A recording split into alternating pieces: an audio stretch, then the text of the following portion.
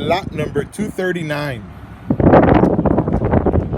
This is a Katz Diesel Engine. It's missing parts. Mechanical condition is unknown. It's being sold for parts or for repair, but we're assuming that there's something wrong with it.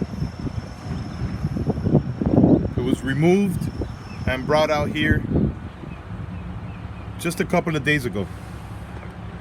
Hasn't been sitting outside for long, but it is sitting outside now, and if it rains it will get wet.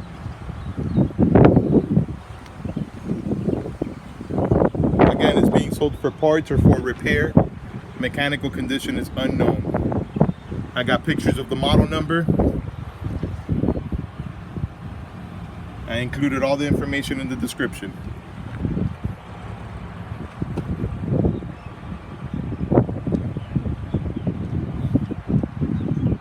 All right, good luck.